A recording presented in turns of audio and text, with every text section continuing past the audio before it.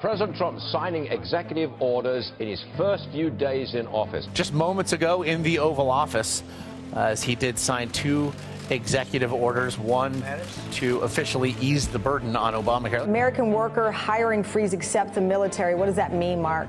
Tamron, it's about, saying that there should be no more civil servants in the federal government, that they're not going to grow the size of the government with federal workers. What do you make of the signing of these executive orders and the president withdrawing the United States from TPP? Well, he's making good on a lot of campaign promises. What he's trying to do here is follow through on a promise to take action on day one. We're going to move on now to the chaos, confusion, and anger growing in the wake of President Trump's immigration ban. Overnight outrage from coast to coast. This is not about religion. This is about terror and keeping our country safe. There are over 40 different countries worldwide that are majority Muslim that are not affected by this order. What we did was we focused on, instead of religion, danger. The areas of the world that create danger for us. Besides the opposition media, now that Donald Trump holds the most powerful seat in the world, he is faced with opposition from all sides. The Democrats, never-Trumpers inside his own party, and the so-called deep state. People call it the deep state or the administrative state or the entrenched political class. These are the people who are making millions off the political system of the United States. Washington is a swamp, and it's filled with people, Republicans and Democrats, who don't have the country's best interests in mind. And these are the people who oppose Donald Trump. Because he has his own people working against him. They're not part of the solution. They're part of the cabal, they're part of the swamp, and they're part of the problem. Trump needed the time to learn how the swamp worked.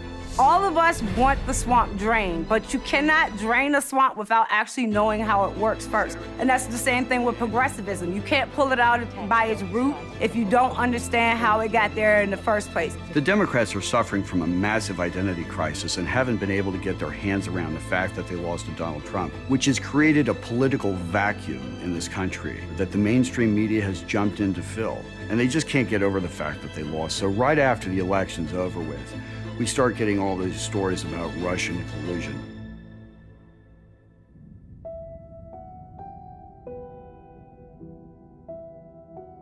We can't really see anything of collusion. We are at a point where many people in the American public see this investigation for what it is, a way to take down a president, and if it isn't collusion, they'll pivot to something else that has nothing to do with collusion, and the blind partisans, and particularly people in the media, will just run with that narrative. They have phony witch hunts going against me. They have everything going, and you know what? All we do is win, win, win. I don't think the people of the United States wanted an investigation. I think this was an investigation brought on by a conspiracy of people within the entrenched political class in Washington to get rid of Donald Trump. Now that I've been through my own sit-down with the Mueller team, it becomes very obvious to me that this isn't about Russia collusion. It's about getting Donald Trump. Despite the media's desire to hype the Russian collusion narrative, Donald Trump has kept his focus and has managed to secure a number of important victories in less than 2 years. If you look at what this president has been able to achieve in the first year, historic tax cut, the repatriation of money sitting overseas, African-American unemployment, Hispanic unemployment, record lows because of what this president's policies are. He stayed laser focused on the things he said he would do, on the tough calls, on the Paris Climate Accord, on the Iran deal, on moving the embassy from Tel Aviv to Jerusalem, on staring down the trade agreements that have been terrible for our country, on crushing ISIS. People didn't understand the importance of small business in this country. For 30 some odd years, nobody had really addressed the needs of these small business owners. Here we had an opportunity to make that change, and these small business owners needed that help to be able to actually make a change for their own businesses as well. Since the election, we have created 2.4 million new jobs. And something I'm very proud of, African-American unemployment stands at the lowest rate ever recorded.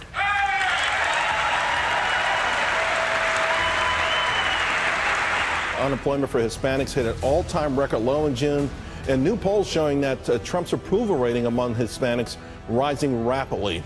not only because of the tax cuts, but because of the deregulation that he has forced through the stroke of his pen. He has removed the government boot off of small businesses' neck. We've seen big companies and small companies alike who are saying, because of the policies of this administration the first year and a half, we're growing our business. Our economy is moving in the right direction. That alone would be enough for any other president to secure a re-election right now. You couple that with the success that he's had in getting a Supreme Court justice on the court, more federal bench justices than any president in his tenure at this point ever in history. You look at the Conservative Heritage Foundation, they say, in his first year, Donald Trump has done about 64% of our mandate for leadership. So we were quite encouraged, and for anyone who doubts whether or not we have a conservative president, we in fact do. I've been astonished to watch what it looks like when you see the speed of business versus the speed of government, the speed of action versus the speed of promises. Donald Trump is a businessman who has unleashed the climate of business in this country. He has said, I believe you know how to spend your money better than the government does. I want to cut your taxes so you can invest in your own lives. You can invest in your employees. You can invest in your business. I'm going to reduce regulations so that small business that doesn't have an army of accountants and lawyers and litigators and lobbyists, they're on a level playing field with those big guys that play very well and cozy inside the rigged system. But Donald Trump understands he wants equality of opportunity, not equality of outcome. We can unleash the engines of capitalism. He has unleashed the miracle of free market economics because as a businessman, he understands that that's how you unleash the promise of America.